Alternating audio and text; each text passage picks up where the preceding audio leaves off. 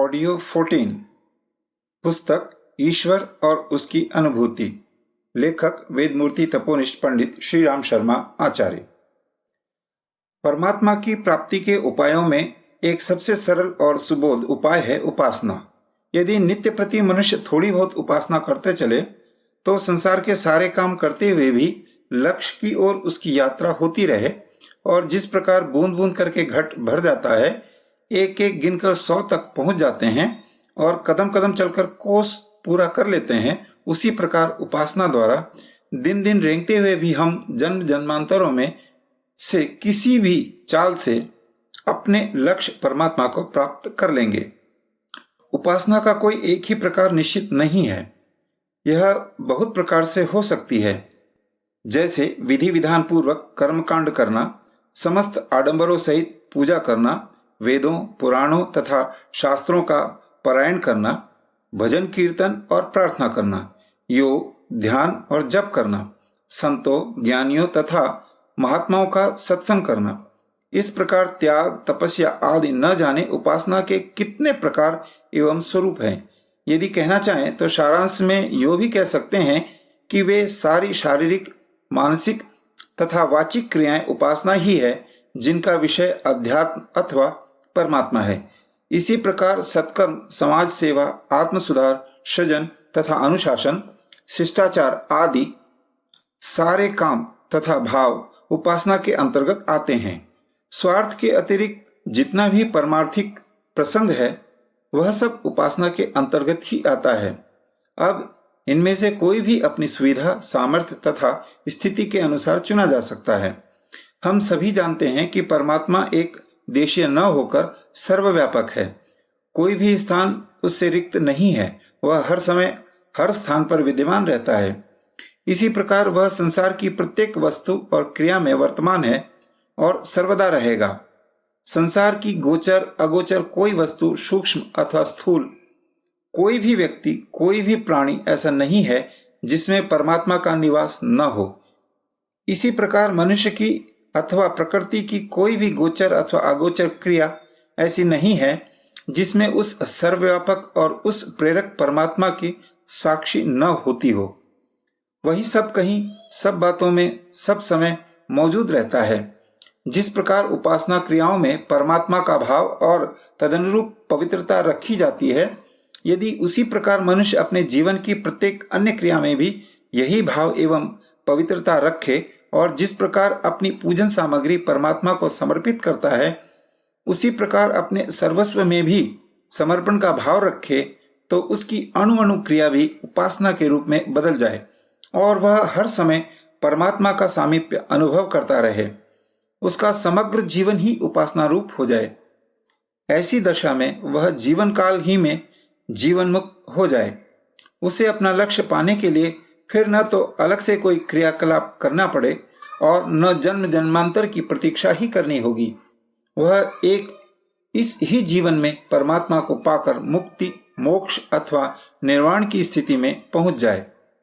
आज जब हमने जन्म जन्मांतर की यातना तथा साधना के बाद यह मानव जीवन में आकर परमात्मा की सत्ता का ज्ञान पा लिया है और यह भी जान लिया है कि हम उसी परमात्मा के एक अंश हैं, तो इससे बड़ी मूर्खता और क्या हो सकती है कि हम अपने उस सत्य स्वरूप को पाने का प्रयत्न न कर पुनः असंख्यों अधम योनियों में भटकने के लिए वापस चले जाएं। उसे पागल के सिवाय और क्या कहा जा सकता है जो जिन कक्षाओं को उत्तीर्ण कर चुका है उन्हीं में वापस जाने की मति पैदा करे।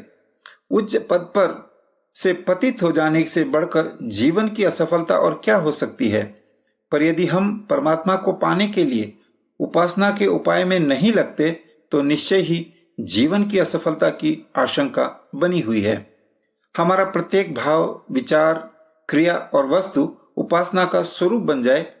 इस उच्च स्थिति को पाने तक हमारा पावन कर्तव्य है कि हम प्रतिदिन सच्चे और गहरे मन से परमात्मा की थोड़ी थोड़ी उपासना तो करते ही चलें। यह थोड़ी थोड़ी उपासना भी जब हमारे जीवन में अनिवार्य आवश्यकता बनकर हमें अपने अभाव में सताने लगेगी, तब इसी उपासना में एक आनंद, एक विफलता और एक कातरता का समावेश होने लगेगा। इस भाव सघन संक्षिप्त उपासना का प्रभाव तब हमारे दिन के एक लंबे समय तक बना रहेगा और हम उतनी देर तक परमात्मा का सामीप्य करते रहेंगे। इसी प्रकार यह संक्षिप्त वासना ज्यों ज्यों परिपक्व तथा आत्मसात होती जाएगी, त्यों त्यों उसका प्रभाव विलंबित एवं स्थायी होता जाएगा।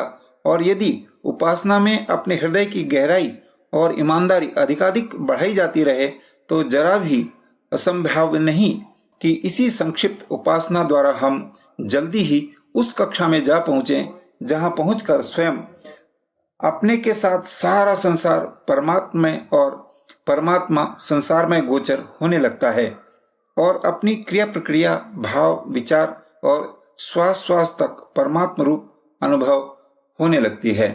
शीर्षक सच्ची उपासना का स्वरूप। उपासना में आनंद कब नहीं आता? जब कोई मनुष्य उसे सामान्य जीवन क्रम से भिन्न एक विशेष कर्तव्य समझकर करता है। ऐसा भाव न रहने से कुछ समय बाद उपासना उसे एक अनावश्यक बेगार सी अनुभव होने लगती है, जिससे वह आनंद अनुभव करने के स्थान पर थकान अनुभव करने लगता और कुछ ही समय में उसे छोड़ छाड़ कर बैठ जाता है। मनुष्य का सहज स्वभाव है कि जो कार्य उसके जीवन क्रम में रमे नहीं होते अथवा जिनका वह अभ्यस्त नहीं होता, उनके करने में वह खिन्नता ही अनुभव करता है।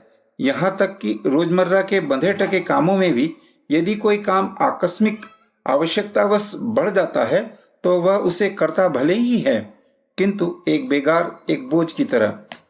यही नियम उपासना के विषय में भी लागू रहता है।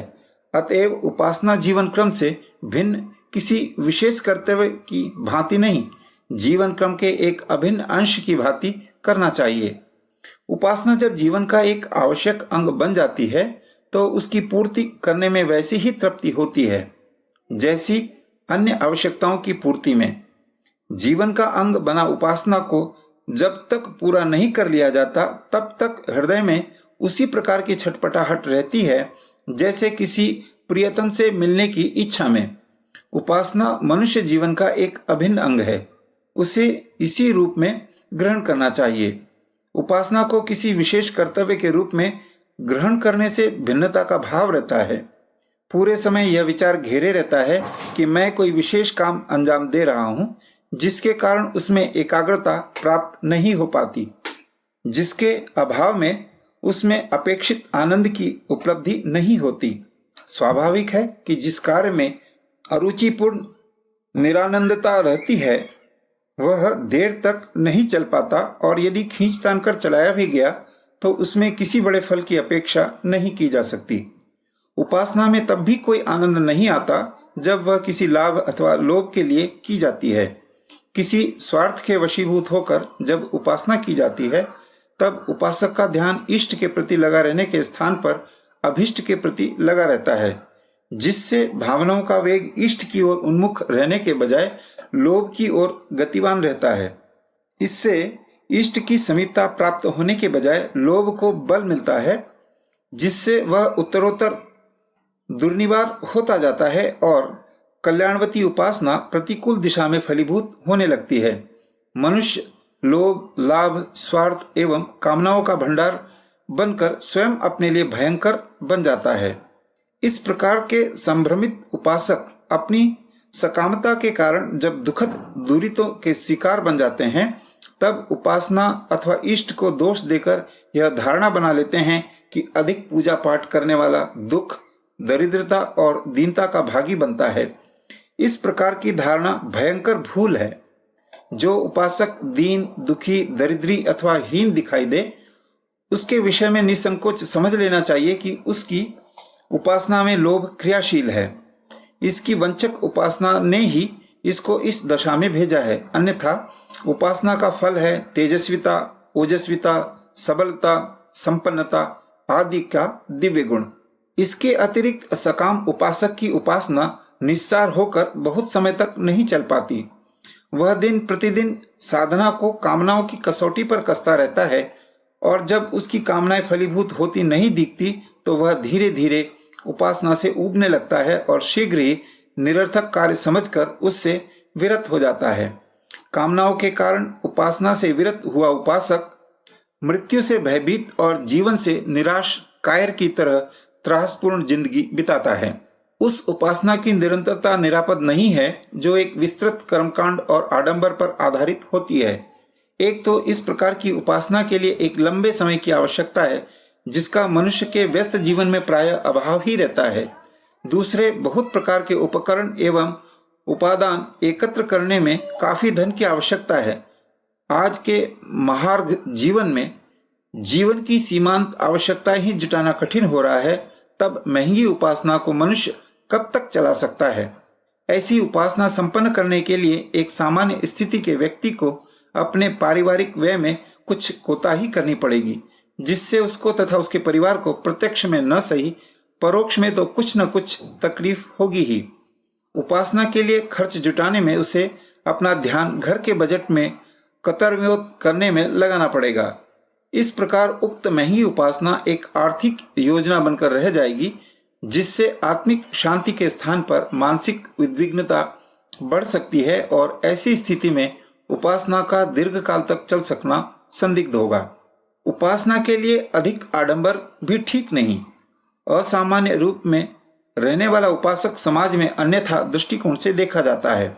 कोई उसे कौतूहल की दृष्टि से, कोई आदर की दृष्टि से, तो कोई उपासक की दृष्टि से देखता है।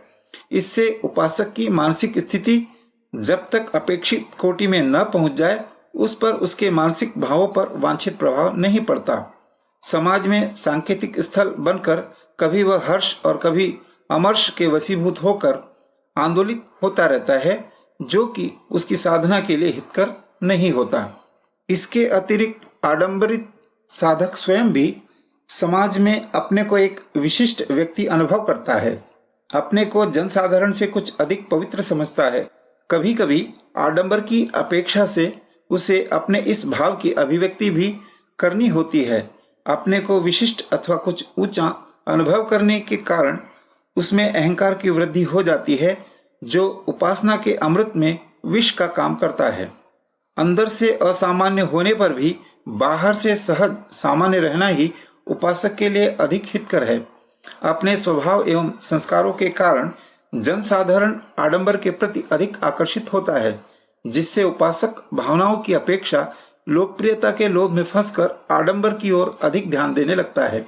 समय एवं साधना का असंयम भी ऐसा कारण है जो उपासक में वांछित गंभीरता नहीं आने देता। मन और मस्तिष्क पर वे अपेक्षित संस्कार नहीं पड़ने देता, जिनके बल पर उपासना में निरंतरता आती है और उपासक अध्यात्म लाभ की ओर अग्रसर होता है।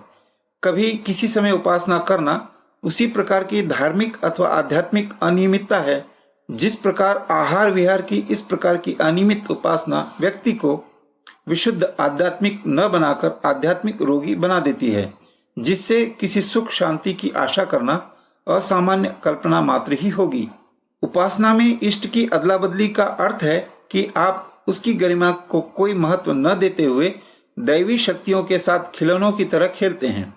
उनका महत्व आपकी रुचि पर निर्भर है। साथ ही इष्ट की अदला बदली से यह भाव भी प्रकट होता है कि आप किसी एक दैवी विभूति को किसी दूसरी से कम या ज्यादा समझते हैं। उपासना के क्षेत्र में विषमता का यह भाव सबसे अधिक घातक है। इस प्रकार की चेष्टा से मानसिक चांचल्य की वृद्धि होती है, जिसके कारण न उपासना में मन स्थिर हो पाता है और न उसका कोई फल होता है। निष्काम भाव से किसी भी एक इष्ट में सर्वेश्वर की सत्ता का विश्वास रखकर एक विधि एक मन से जीवन का अभिन्न अंग समझकर संयम एवं सामान्यता पूर्वक नियमित उपासना करना ही वास्तव में उपासना है, जो जीवन भर चलती भी और फलवती होती है।